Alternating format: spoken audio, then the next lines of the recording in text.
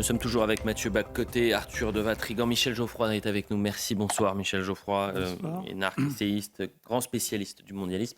Pourquoi avoir invité Michel Geoffroy ce soir? Alors, cette semaine se tiendra à Davos le fameux Forum de Davos, qui est l'objet de bien des fantasmes probablement, c'est-à-dire, on s'imagine quelquefois que c'est le point central du gouvernement mondial, bon d'accord, catégorie fantasme, mais il y a néanmoins un forum qui s'y tient sous le signe d'une idéologie et qui est associé à une mouvance, une sociologie et tout ça, et Michel Geoffroy a écrit un livre notamment « La superclasse mondiale contre les peuples » chez Via Romana il y a quelques années, et c'est à cette lumière que je le reçois ce soir. Michel Geoffroy, bonsoir. Bonsoir. Alors, Davos, le terme évoque beaucoup de choses, et il évoque surtout pour plusieurs ce que vous avez appelé une superclasse mondiale. Alors, qu'appelez-vous cette superclasse mondiale? Et ensuite, on parlera de l'idéologie qu'on lui prête, le mondialisme. Mais qu'appelez-vous de la superclasse mondiale? Alors, la superclasse mondiale, c'est une expression qui a été utilisée d'ailleurs par Samuel Huntington, qui désigne un phénomène. Un phénomène qui a de multiples facettes. Fondamentalement, la première signification, c'est, je dirais, l'usurpation de la souveraineté politique par la puissance économique et financière mondialisée et dérégulée, phénomène qui s'est produit dans la fin de la deuxième partie du XXe siècle. On pourrait y revenir.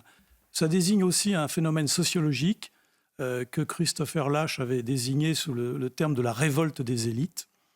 D'une certaine façon, on pourrait dire que c'est la réalisation d'un roman de science-fiction, La révolte d'Atlas, qui décrivait un monde où, à un moment donné, les riches, les puissants, décidaient de s'isoler du reste de la population et considéraient qu'il ne fallait plus supporter les improductifs, comme le dit le roman. Ça, c'est la logique. Le roman de Ayn Rand. Voilà, d'Ayn Rand. Et la logique de la révolte des élites, c'est que pendant très longtemps, toute une partie du XXe siècle, on a eu peur de la révolte des peuples, la révolte populaire, notamment la révolte du prolétariat. Mais Christopher Lasch, dans les années 70, dit « Mais non, la vraie révolte, maintenant, elle vient des élites qui se sont coupées du peuple. » Et je dirais, comme le disait Aristote, déjà, l'oligarchie, c'est l'aristocratie qui a perdu le sens de la morale et du bien commun. Ce phénomène s'est produit également chez nous, et en particulier parce que c'est la conséquence notamment de l'effondrement du communisme, la fin de la grande peur des possédants qui maintenant n'ont plus peur des peuples, ce qui n'était pas encore le cas dans une bonne partie du XXe siècle. Le troisième signification, je dirais, de la superclasse mondiale, c'est la post-démocratie. La conséquence de la révolte des élites, c'est la mise en place progressive en Occident d'un système politique que vous avez d'ailleurs parfaitement analysé dans votre dernier essai, d'un système post-totalitaire qui est une sorte de totalitarisme léger, mais en même temps très prégnant et qui impose à la société des évolutions qu'elle ne veut pas. C'est aussi une des conséquences de cette révolte des élites. On impose à la société, on impose au peuple des évolutions qu'ils ne veulent pas. Puisqu'au contraire, aujourd'hui, les peuples souhaitent avant tout la préservation de leur cadre de vie. Ils ne souhaitent pas le changement perpétuel. Bon. Alors le dernier point, la superclasse mondiale a aussi une signification géopolitique et voire eschatologique, car aujourd'hui, elle est incarnée fondamentalement par les pays anglo-saxons, c'est-à-dire le puritanisme et la prétention à vouloir créer un monde idéal, à vouloir créer le paradis sur Terre. C'est une hérésie, en fait, au plan religieux, vouloir créer le paradis sans attendre la fin des temps.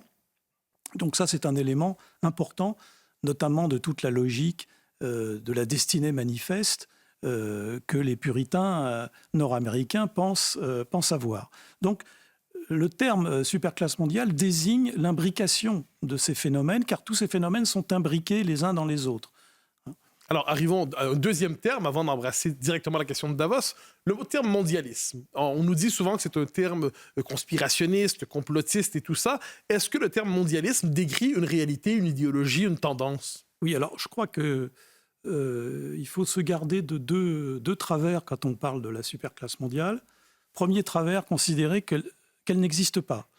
Et donc, pour reprendre votre question, finalement, le mondialisme n'existe pas, le globalisme n'existe pas. Pourtant, quand vous verrez, Davos utilise très largement le terme global, au sens anglo-saxon, donc au sens mondialiste.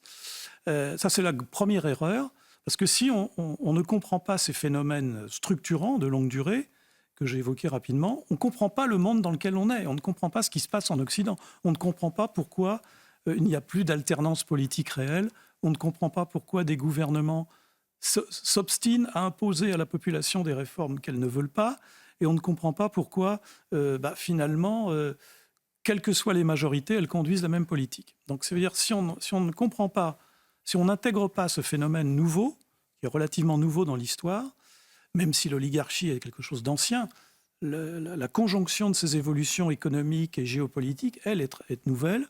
On ne comprend pas le monde. La deuxième erreur, symétrique, c'est l'erreur des complotistes, c'est de croire que la superclasse mondiale a tous les attributs de la divinité. Elle est omniprésente, omnipuissante. Tous les événements qui existent dans le monde sont l'œuvre de son action souterraine. Je pense que c'est une erreur, parce que la superclasse mondiale, ce sont des hommes, ce sont d'ailleurs plutôt des hommes blancs de plus de 50 ans, d'ailleurs, qui agissent. Mais comme ce sont des hommes, ils sont faillibles, ils peuvent se tromper. Et on voit aujourd'hui, et nous vivons justement aujourd'hui, l'effondrement du rêve de la superclasse mondiale. Le monde est en train d'échapper aux mondialistes. C'est pour ça qu'ils commencent à paniquer. Donc, si vous voulez, le terme mondialiste désigne une réalité. Un projet, il y a un projet, un agenda qui n'est pas caché. Là aussi, le complotisme se trompe. Davos ne cache absolument pas ses travaux. Ses travaux sont publics, on peut les voir. Bon, ce n'est pas le cas de tous les forums. Bilderberg est beaucoup plus discret, bien sûr. Mais ces gens n'hésitent pas à écrire, à affirmer haut et fort ce qu'ils veulent faire. Alors, justement, Davos, et ensuite la parole à Arthur de Vatrigan, mais Davos, quelle est la fonction d'un forum comme celui-là dans la dynamique qui est la nôtre aujourd'hui de gouvernance globale, l'idéologie mondialiste, la superclasse mondiale dont vous nous parlez? Quelle est la fonction d'un forum comme Davos? Il y en a d'autres, vous l'avez dit, mais un forum comme Davos particulièrement. Alors, selon la légende dorée de Davos, Davos a été créé par Klaus Schwab, qui est professeur d'économie à l'Université de Genève, qui visait à diffuser en Europe les bonnes pratiques managériales américaines. D'ailleurs, au départ, Davos s'appelait le Symposium européen du management. Bon, ça c'est le premier objectif. Le deuxième objectif, c'était de resserrer les liens transatlantiques.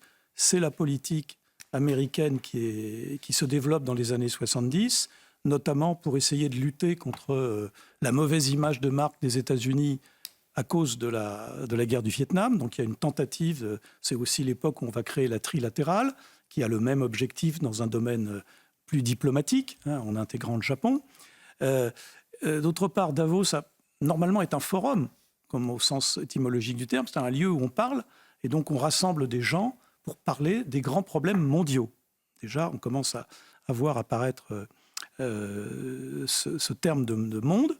Et enfin, Davos, c'est une pépinière de talents. Je rappelle qu'on a créé, dans les années 90, les Young Leaders for Tomorrow, qui sont devenus les Young Global Leaders, qui a été une pépinière de talents intéressants. Emmanuel Macron a été la promotion 2016. Notre Premier ministre, aujourd'hui, a été de la promotion 2020. Donc, si vous voulez, c'est aussi une pépinière. Ça, c'est une vieille idée de l'oligarchie anglo-saxonne. Ça renvoie aux travaux, à ce que faisait notamment ce qu'on appelait la table ronde britannique à la fin du 19e siècle. Lord Milner avait créé ce qu'il appelait ironiquement son jardin d'enfants, c'est-à-dire qu'on suivait un certain nombre de jeunes anglais dans les universités anglaises. On leur diffusait une idéologie, à l'époque c'était l'idéologie du Commonwealth of Nations, et c'était des gens qui créaient des réseaux d'influence. Ça servait. Donc, Davos, c'est aussi ça, c'est un cercle de réflexion. Je dirais, c'est une sorte de chambre d'écho du politiquement correct. Il suffit de voir les thèmes qui sont évoqués. Mais c'est aussi une pépinière de talent, de créer des gens, de pousser des gens qui auront une certaine manière d'appréhender l'action politique. Parce qu'une des caractéristiques de cette superclasse mondiale, c'est pour ça que ce n'est pas une aristocratie, elle ne se met pas en avant. Elle préfère l'influence. Elle préfère pousser un certain nombre de gens, mais les grands milliardaires qui constituent le cœur nucléaire de cette superclasse mondiale, les grands décideurs économiques et financiers, généralement ne font pas de carrière politique. C'est très rare. Ils préfèrent influencer les décideurs politiques. Donc le forum de Davos sert notamment à ça. Arthur de Vatrigan. Justement, est-ce que la démocratie est-elle un risque pour la superclasse mondiale ou au contraire une alliée, encore d'autant plus si on est dans une structure très jacobine? Oui, alors effectivement, d'ailleurs, tous les ans, chaque forum, il y a le catalogue des risques qui est fait. Tout est risque, en fait, pour Davos. Quand vous regardez ce qui a été fait pour ce qui va être présenté au forum de 2024, tout est risque. Et alors, en particulier, cette année, les élections dans un certain nombre de pays, puisqu'il y a beaucoup de pays pour lesquels il y a eu des élections, ceci est présenté comme un risque. Un risque de quelle nature? Eh bien, alors, c'est un risque systémique parce que les élections peuvent remettre en cause, d'abord, le fonctionnement de l'économie, c'est-à-dire, en clair, peuvent remettre en cause la doxa néolibérale et libre-échangiste. Les élections peuvent remettre en cause le personnel politique qui existe.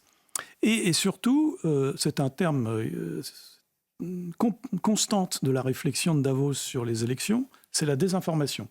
Rappelez-vous, dans le forum de Davos de 2017, qui a lieu donc après deux grands événements importants, le Brexit et l'élection de Donald Trump. Immédiatement, Davos dit « Oh là là, si les gens votent mal, c'est qu'ils sont désinformés. » Et donc, il est urgent de mettre en place un contrôle de l'information. Et comme par hasard, on va voir apparaître un certain nombre de pays qui vont se mettre en place des dispositifs, notamment l'Allemagne, puis la France, pour lutter contre, normalement, la désinformation. Donc, pour Et Davos, qu'est-ce qu'on appelle des informations dans ce cas?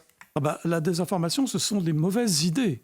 Ce sont les mauvaises idées, les idées qui vont à l'encontre, précisément, de la doxa de la superclasse mondiale. C'est-à-dire qui vont à l'encontre, pour faire court, du cosmopolitisme, de la volonté de dépasser les nations et de la nécessité de mettre en place une gouvernance mondiale. Alors, on y arrive justement. Alors, on dit mondialisme, donc on comprend le terme mondialisme, une perspective qui transcende les nations, qui pourrait même les abolir. Mais si on cherchait à donner un contenu idéologique au projet des différentes tendances qui, par ailleurs, s'entrechoquent de ce que vous appelez la superclasse mondiale. Oui. Je devine que dans cette classe, il y a des intérêts contradictoires. Oui. Ils ne sont pas tous d'accord sur tout. Non. Mais si on identifiait quelque chose comme un noyau idéologique, ou à tout le moins leur vision de ce qu'est le bien commun mondial, qu'est-ce que c'est? Oui, alors déjà, la notion de bien commun mondial est je comprends une bien. sorte d'oxymore. J'entends bien, mais si de leur point de vue, ça n'en est probablement pas un.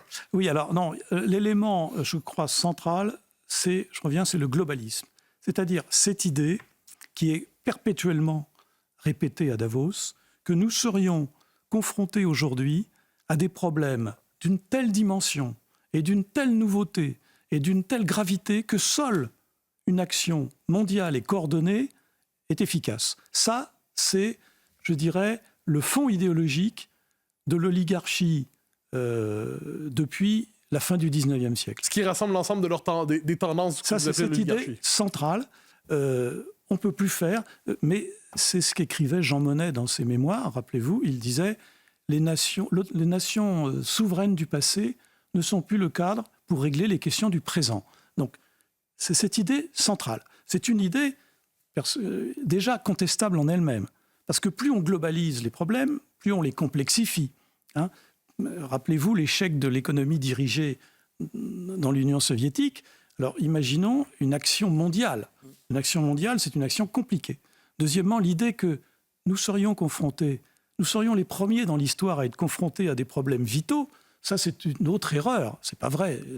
Nos ancêtres ont aussi été confrontés à des problèmes vitaux. Bon, donc, bref. Donc, premièrement, le globalisme, c'est cette croyance que il faut tout globaliser, qu'à chaque fois, il faut des démarches mondialisées. Nous avons un exemple évident avec le climat, qui se traduit notamment dans les COP, dont le bilan est généralement médiocre. Mais c'est cette idée centrale. Il y a un sous-jacent, évidemment, derrière ça. C'est l'idée que la souveraineté nationale est dépassée.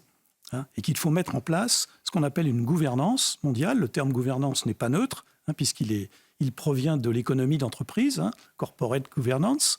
C'est l'idée, Ça, c'est l'idée qu'évoquait notamment Rockefeller dans un article à Newsweek de 99 qui dit il faudrait que finalement quelque chose remplace les États. Et je pense que le pouvoir privé est le mieux à même de remplacer les États. Là aussi, c'est un oxymore. Le pouvoir, par définition, était collectif.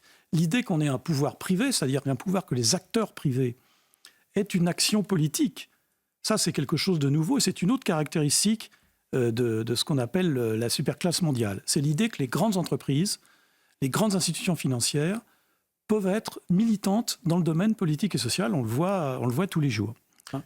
Alors, il nous reste le temps d'une dernière question, 1 minute 20. Arthur de Vatrigan pour la dernière question. Vous avez dit, donc, le lieu de pouvoir, ils investissent la politique, mais ils se mettent en retrait. Les médias, depuis 2017, quels sont les autres lieux de pouvoir qu'ils investissent ? Alors, moi, j'ai essayé de présenter ce phénomène en 4 cercles concentriques, si vous voulez, qui correspondent à des lieux de pouvoir. Bon, le centre nucléaire, c'est le pouvoir économique et financier mondialisé et dérégulé, qui est largement anglo-saxon, puisque c'est là où il y a les plus grandes entreprises mondiales et les plus grandes institutions financières. Le deuxième cercle concentrique, c'est le pouvoir médiatique, parce que le pouvoir médiatique sert à façonner l'opinion, donc toujours cette logique d'influence. Ça veut dire qu'ils investissent dans les médias ?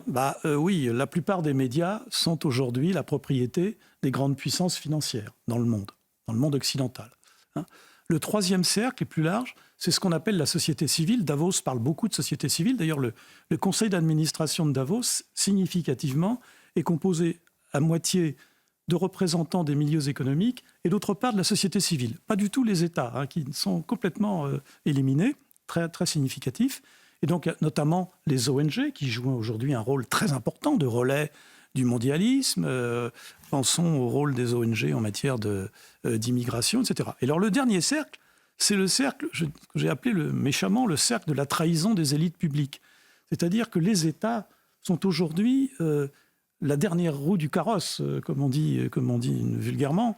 Les États sont devenus, non plus vraiment la souveraineté, non plus les moyens d'action, ils sont devenus avant tout une puissance exécutante, et notamment le seul pouvoir réel dans les États, c'est le pouvoir judiciaire aujourd'hui, qui a pris le pouvoir, mais qui a pris le pouvoir sur les législateurs. Bon, voilà les différents lieux de pouvoir qui sont aujourd'hui investis plus ou moins directement, mais toujours avec une grande discrétion. La superclasse mondiale, elle réalise le panopticon, le fameux panopticon, c'est-à-dire cette institution où on peut voir les gens sans être vu soi-même. Ça, c'est ça. Les vrais décideurs, on ne les voit pas. Sur cette parole inquiétante, Michel Geoffroy, je vous remercie pour votre passage ce soir face à votre côté à CNews. L'info se poursuit évidemment. Et merci à tous les trois. Et à la semaine prochaine, bien sûr.